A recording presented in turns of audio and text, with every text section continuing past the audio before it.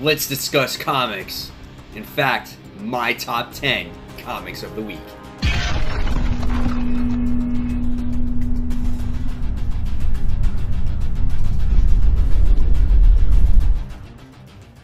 Hey comic book fans, welcome back to Comic Book Corner 2.0, and fans, you're back with me, Mike Spider Slayer, getting ready to do my top 10 comic books of the week, and this is for January 16th, 2019. Now, this top 10 list is based off of my top 10 most anticipated comics of the week, and that series airs every Sunday night at 10 p.m. Eastern Standard Time. So hopefully you guys got to check that out before you checked out this video, because you get to see where these books align, right? All right, so without further ado, I wanted to say, let's get started with this week's countdown. So coming in at number 10, and this is kind of not a surprise because this book on my most anticipated was actually in number 9. And my number 10 book of the week goes to Black Widow, issue 1. This book was absolutely just atrocious. I did not like the artwork right when I started reading this book. I showed it in my comic book haul as well. It doesn't fit the book, I feel. It's just, I don't know, Natasha doesn't look right. She's supposed to keep hidden because people are supposed to think she's dead, but she's still battling people. Her and Captain America wind up teaming up to go against this imitation Captain America and some robots that are going to destroy the building. And then we get to see this little bit of a talk that goes on between the two on how, even though Black Widow was killed and she has all this anger inside of her, she can't just go around killing people even if they're bad. So what happens is she takes off, she still has to be hidden, and she goes to Madripoor out of all places, and she dresses up like Wolverine did or Logan does as Patch with the eye patch and the white like tuxedo and whatnot.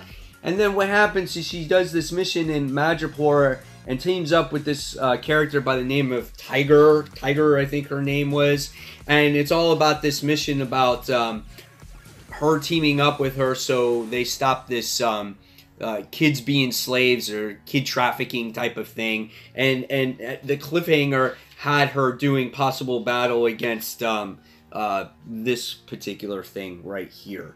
So it was a very uneventful issue. There is no really solid cliffhanger here. There's nothing to really make you feel for Natasha on, you know, while she was dead and what she's going through. It's just, hey, let's just go to Madripoor because we can, you know.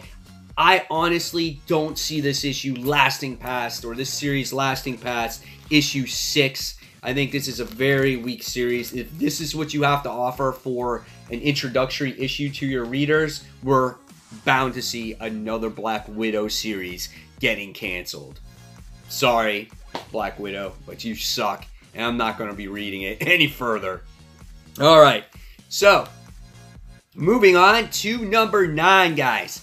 And my number 9 book this week goes to Red Hood, The Outlaw, issue 30. Now, this was number 10 on my most anticipated list. So this and Black Widow kind of swapped places here. This wasn't very good either. I thought this would be better. In the beginning, it made for a quite interesting story of where Jason Todd was going as he's carrying forth his mission, you know, as he had planned with Arsenal, which I thought was kind of cool. And he winds up in this like old abandoned prison to find these drugs, and obviously this whole Solomon Grundy thing. And the book does a nice job at trying to catch up the reader of what's going on. But once he enters this prison, and the artwork looks really good. I like the artwork. It's kind of dark. It's kind of gritty. I thought it looked kind of neat there. And I like that aspect, and there was one other aspect where it finally catches you up on what's going on with Bizarro and Artemis. So I thought that was cool. But then once we got to past that part, and he goes into this prison, all of a sudden he winds up fighting or going against Wingman here, and he was holding him captive of whatnot. And then it was weird because all of a sudden these weird blocks took out Wingman, like bricks and they formed an arrow of where Jason to go, and then Jason makes friends with this random dog, and the random dog tells him where to go, and it was just weird, and he finds the facility of where these Grundys were being produced, and just things like that. It was just a very odd book. It just felt a little disjointed, and I'm not sure what's going on. Oh yeah, and he comes against Bunker. Like, he finds Bunker, and he's in these, like, tubes also. So I was like, what's going on there, you know? And I was like, where does Bunker come from? So, kind of weird. And then he comes against this guy that's named Solitary, who has, like, these 3 heads and stuff. So that was a little bit odd for me. So, I mean, it wasn't horrible. You know, I feel like it's moving in a direction, but it's just, I don't know, it's not very impactful. You know, when Jason Todd shot Penguin and he was kind of going off the deep end and he felt like he had to be alone, and then when he lost Arsenal, I felt that was a really solid direction with the character. And right now, this story arc is just, I don't know, it's just weak for me. And what's the point of the wingman character? I'm not sure. So that was number 8. I will continue to read Red Hood and Outlaw because I overall enjoy that book. But it's just kind of a weak story right now. Alright, so moving on to my number 8 book of the week. And this, guys, was actually my number 1 most anticipated book. And this goes to Superman issue 7. That's right, guys. It's what happened to Superboy in the last years, okay? Well, the way this book goes, okay, I was like, they kind of danced around this situation, what happened with Superboy. So in the beginning, right, you got Superboy who returns, and the artwork's nice in this book. It's good. It's got good colors. And in the beginning, you get to see the return of Superboy, and Clark can't believe how old he's become, and if he's not really Superboy, if he's infected, or anything like that. And it was good to see them reunite. I think that was kind of cool. And the years have gone by. It's been 3 weeks for Superman, but it's been like, what, 7 years for Superboy, or something weird like that, okay?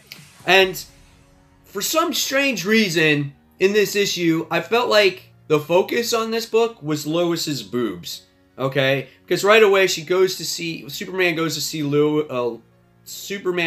Lois, and she's like, "Hey Kent, what's up?" And she's like exposing herself, getting ready to go. And next thing you see, Superboy is there, and she's like, oh my god.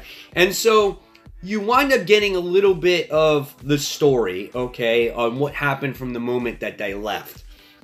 And you find out that they go to this like space station, and you find out that right when they get there, there's this big battle, and Lois has to wear the suit, otherwise the elements of space are going to take a toll on her. And she realizes her son does this battle with Superman's father and John's grandfather, and they do some exploring and things like that. And the next thing you see is you see Lois, who's wearing a Superwoman suit, and they go to this place, and all the people are looking at her, and she's like, oh, what are they looking at, you know? And it's funny because it's like they're focusing right on her chest.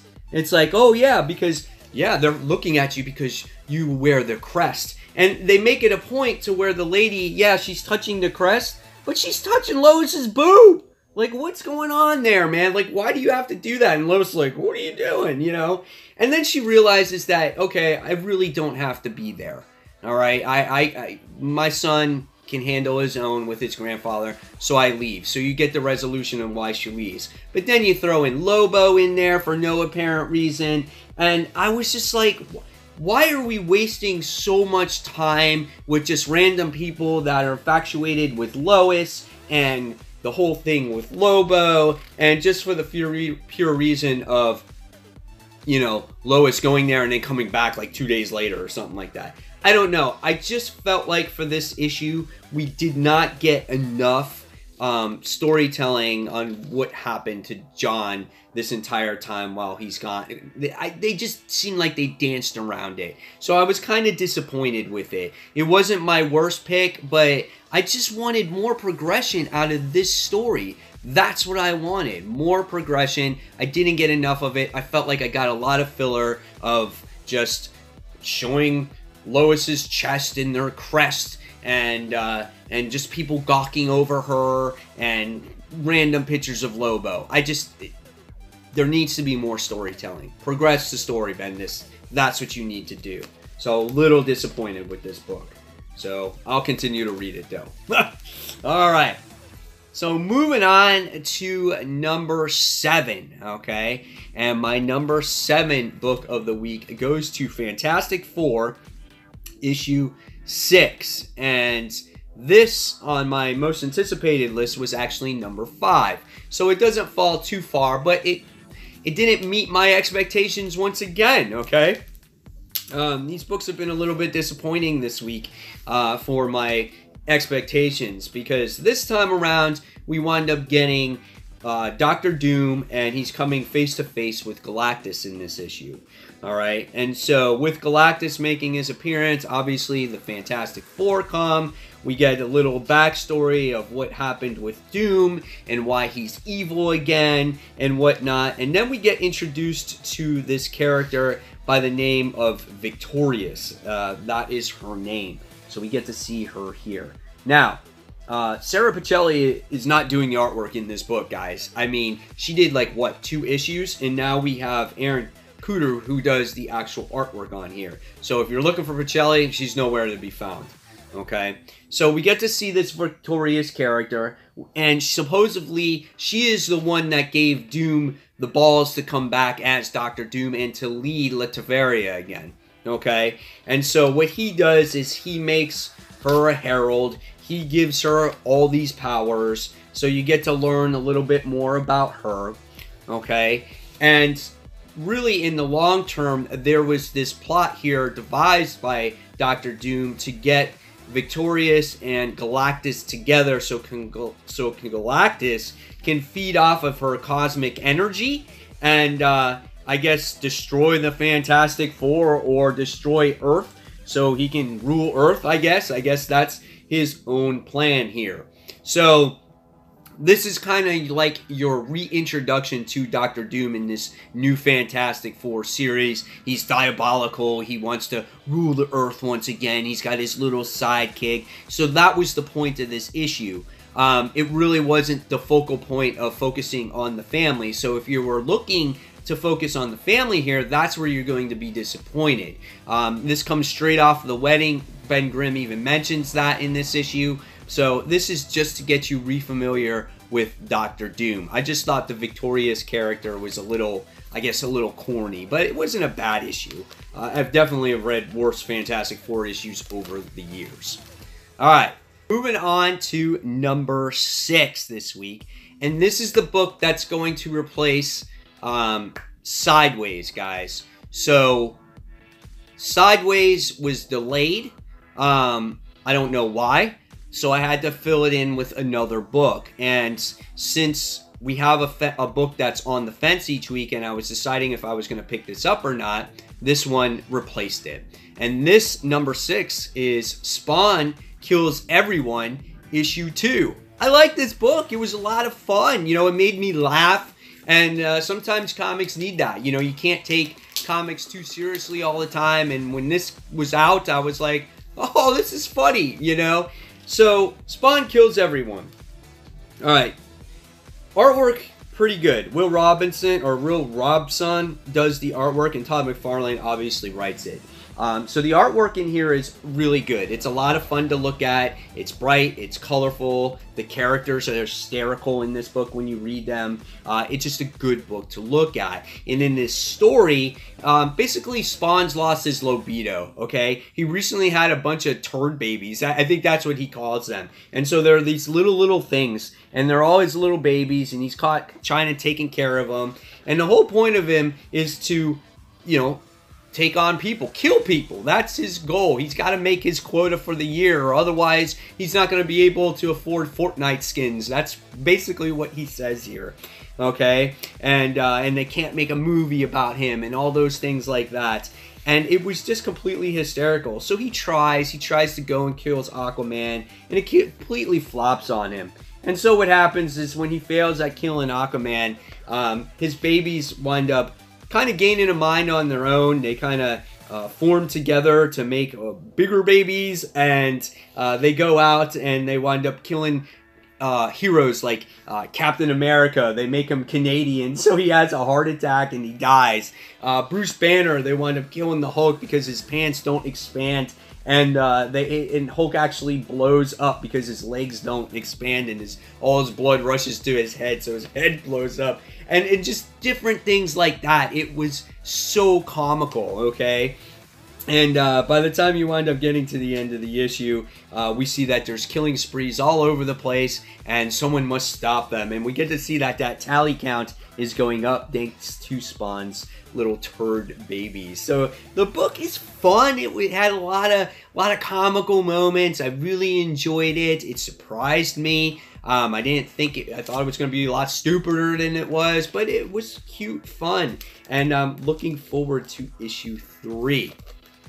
All right, so moving on, guys, to number 5. My number 5 comic of the week goes to Marvel Comics Presents issue number 1, the debut issue of this series, or the re-debut of this. We haven't seen this series since the late 80s, early 90s, and when this book was, let's see, trying to think of when this was number 8 on my most anticipated list. So this exceeded my expectations. I was really happy with this book because the way the writing was done, we have a bunch of different writers and artists that do each individual story. And if you're familiar with Marvel Comic Presents, it was 3 short stories. One always had Wolverine in it. Then there was 2 other stories. The Wolverine story continued each month, while there was new heroes added each additional month. And this stays true to the formula here. The first story has to do with Wolverine, as it's back in World War II. And we find out that he comes across this sorcerer who is a female that unleashed this hell that is basically going to destroy the Earth. Okay? And the sorcerer, she winds up containing the beast, but it's Wolverine who wound up saving her and helped contain the beast. But when the sorceress died, she said to Wolverine, listen, in 10 years time this beast is going to come back, and you're going to have to team up with my daughter, and she's going to have to help you stop it once again. And so you wind up seeing the little girl. So that was the first part, and so this story will continue going forward in next month's issue. Then you get another part where it talks about Marvel Age. And so you're going to have a Marvel Age character. And this time it had to do with Namor. And it went to times where comics dealt with real life. And so that's what this story was about. And it had to do with more war. And this one had to do with Namor. And we wound up seeing the whole thing happen back on 1945 when when the United States deployed the atom bomb on Hiroshima, and that's what this whole story had to do with. So it had to do with a lot of war, and how there was mass casualties, and how that there was a purpose to have this war in order to make a better Earth in the future. So that was a quite interesting story too, and to see Namor's involvement in this whole situation. And then in the third story, you're obviously going to have a Marvel Spotlight here, where it focuses on a particular hero, and this one focused on Captain America, and it gives you kind of like the first appearance and everything that happens in the book. And so this was a lot of fun because this one was written by Ann Nocenti, and Greg Land did the artwork, and we get to see Captain America, who inspires a young woman to keep following her dreams, and she wanted to be a dirt bike rider. And I thought that was a really inspiring story, and this was a story that felt like Captain America, right? It was very much in character of him, and it was cool how he was writing with the girl and practicing with her, and you know, and he gave her advice to, you know, stand up to her mom and you know, let her in on certain things, and it was a really good story. So overall, all three stories were quite interesting when it came to Marvel Comics Presents, and I'm going to be continuing this series. I think it has great potential, and I love the short stories sometimes. You know, this kind of brought back the memories from those 80s and the 90s. All right, so moving forward, guys, we're going to go on to number 4. And my number 4 book this week goes to Middle West. This is issue 3. Now, Middle West was number 6 on my most anticipated list of the week, and I thought it was a lot of fun this time around, and you get to see something in this story that you were wondering in the second issue, and you get to see the story of what happens to Abel's father. And Abel, in the first issue, turned into a crazy tornado, and he basically changed or destroyed the entire town of Middle West. And people obviously don't know that he is this tornado-like thing. But if you've been following the series, Abel has this symbol on his chest, and when he gets angry, things happen. And he just most recently got this from his father, and you realize that his father has these same types of markings. So when he's angry, that's basically what happens. He changes into this crazy tornado-like creature. He goes to the hospital, they do some evaluations on him, and now he realizes that he must find his son. It's very important that he truly does miss his son and that he does care for his son. And so you have that going, and then you find Abel and Fox trying to get to their destination to figure out what those markings are on his chest, and they come across something that you see in nursery rhymes and things like that, as they come across a bridge, and guess what's under the bridge or lives in the little on the bridge, and that is a troll. And so the troll sits there and goes to Abel and Fox and says, I'll let you pass if you pay me or solve a riddle. So they go to solve the riddle, and it was a complete failure because he ran out of time. They do this crazy battle, and Abel gets pissed, and he turns the troll creature into stone. And that's how they wound up passing by, and they finally get to their destination, and hopefully they can find this Magdalena character that will actually help solve his issue. And then at the end of the book, you wind up getting all these cool little sketches that Skottie Young does. So really great book, solid story. I love the direction this issue went because we got to explore his father a little bit more, and we're going to see that there's going to be this quest here that his father tries to find his son. And really great stuff. Good character development. I really, truly enjoyed this book. I definitely suggest you guys pick this one up. All right, so moving on to number 3. And my number 3 book of the week goes to Amazing Spider-Man issue 13, guys. And Amazing Spider-Man was number 7 on my most anticipated. Haven't been fond of the J. Jonah Jameson stuff because I've seen so much of him. But again, Nick Spencer is doing things with the supporting cast that I haven't seen in Spider-Man in such a long time. And we got to see, you know, who the big man actually is that was trying to destroy Spider-Man and J. Jonah Jameson. And this was one of J. Jonah's colleagues from the past. And it was his colleague who wound up dying.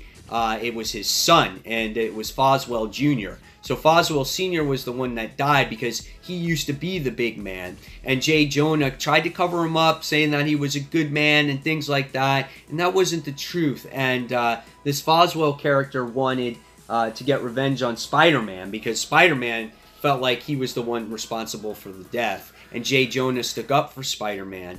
And what happens is our heroes wind up prevailing at the end of the day.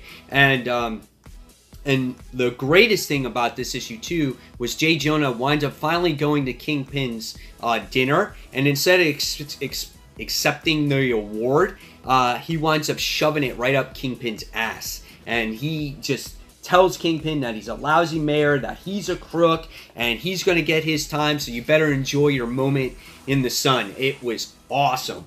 And then by the time we truly get to the end of this issue, we wind up seeing Scorpion get captured, and we find out that there's a whole bunch of villains in this prison cell, and you're kind of just like, okay, what's going on here?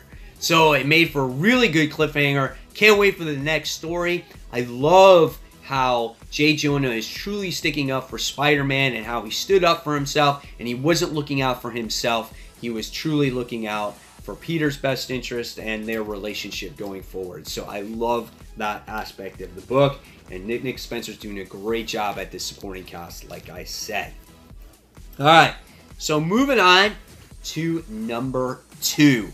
And my number 2 book of the week goes to Detective Comics issue 996, and this was number 2 on my most anticipated list. So I was really excited that this met my expectations absolutely fine, right? So the big mystery is who killed Lee Tompkins? Who tried to kill Alfred in the last issue? And we wind up seeing Batman. He goes to Arkham Asylum, tries to get any information that he most possibly can from his villains, and he can't get anybody. He can't get anything from his rogues gallery. It was kind of hysterical. They go to the Batcave. He meets up with Damian. They find out that it's Henry Ducard is the one that might have a drop on them, the one that's that could be behind everything, because they feel like it's somebody that knows Bruce's history and knows his identity. So where does he go? He goes right to France. He finally meets up with him, and they obviously argue, and they're not on the same page. But what happens is it wasn't really him, okay? It's this crazy beast that's like made out of photoplasm that's going after them and things like that, and it's morphing, it's metamorphing, it's like evolving. It becomes all the creatures of Batman's past, they're all his villains, and it starts doing battle. So what Ducard does is he winds up sacrificing himself, and he blows up the actual creature, okay? And you're kind of like, oh cool, the creature's done, but you never really truly see a body. So I don't think this is the last of the creature, because then you go to the place where Batman trained for years and years, and we get to see all the people also died up there as well. So whatever was coming for Batman made it up there as well, and almost killed his past sensei and things like that. And so it made for a very interesting issue. Batman's looking for answers. Is he going to actually get them? I don't know, but this is all the countdown to episode 1000, and this was a really great issue. I love the detective work here, how they're trying to figure out, who's involved with the past with Batman and why they're going after all the people he loves, and the action is just as good, so it makes it for a well-balanced comic book. All right. So really good stuff. I can't wait till we get to issue 1000. Obviously clearing the path to it. I think that's what Tomasi is actually doing here, guys. Alright, so now we move on to that number 1 book of the week. And that book goes to Venom. This is issue 10. And this was number 3 on my most anticipated list of comics. So Venom was really good. You know why? Because it really starting to flesh out the character of Eddie Brock. When you first learned about Eddie when he was, in Spider-Man comics, he was Eddie Brock. He was the reporter. Peter pissed him off. He became the symbiote. He's going to eat everybody's brains. Well, now the character has really evolved, and it's not just the symbiote, it's Eddie as well. And in this issue, we learn that Eddie has a half-brother. So his father remarried, he had another kid, and the father beats the little boy as well. And so the little boy knows that he's Venom, and he's asking questions. And he's like, we gotta stop our dad. So Eddie sits down with his half-brother, and he actually gives him the story. And he tells him, this is why Spider-Man, he wants to know, well, why don't you have a moral code like Spider-Man? Because Eddie sits there and he says, I am the monster. I am the monster. And the reason why Eddie thinks he's a monster is based off of his past history of what happened, okay? At first you thought that maybe Eddie Brock was hit by a car, you know, but it wasn't him. Eddie was the driver of the car. He's the one that killed the little boy. And ever since then, he feels like he's been the monster, all right? He was loaded. He was drunk and driving, killed that boy. And so what happened is his dad sat there and spent basically all of his life earnings to make his son innocent so it doesn't ruin the Brock name. But ever since that moment in time, Eddie Brock's father hated his son for what he did. And at first, Brock was owning up to it, saying, I'm guilty, I'm the monster, I'm the bad person. But when he sat there and said, you're going to plead innocent, he beat the shit out of Eddie Brock, his father did. And until the point to where he said, I'm innocent, I'm innocent. So you get to see that crazy story there. And I thought that was very heartbreaking on, you know, on what happened with young Eddie. He dealt with this trauma in his life, and then he had to suffer it through his dad. It was really, really tough. Eddie is also very sick in the issue. He's basically dying. He's coughing up blood. He winds up going to this hospital, and then what happens is he winds up being captured by Ultimate Reed Richards once again, and we find out, yeah, he's dying from severe cancer once again. So, and that was the issue. Really solid book, guys. I'm hoping that you guys are reading Venom. I think this is a great story. And I just love how Donny Cates is sitting there giving that character depth to the symbiote and to Eddie Brock as well. So I definitely suggest you guys pick up that book. And that was my #1 pick of the week. So there you guys have it. There are my top 10 comics of the week. Hopefully you guys enjoyed it. Now in the comments below, guys, feel free to put down what your top 10 comics of the week were, or what's your #1 or top 5 or top 3, or no matter how many comics you read, put it down in there in the comments section below. So as always, fans, I really appreciate you taking the time for watching. It truly means a lot. And as always, fans, if you like this video, please give it a thumbs up. It takes the video a long way. Subscribe to the channel. Don't forget to hit that notification button so you don't miss a single video from me. And fans, until that next comic book review, this is Mike Spiderslayer signing out, and I'll see you real soon. Take care, fans. Bye.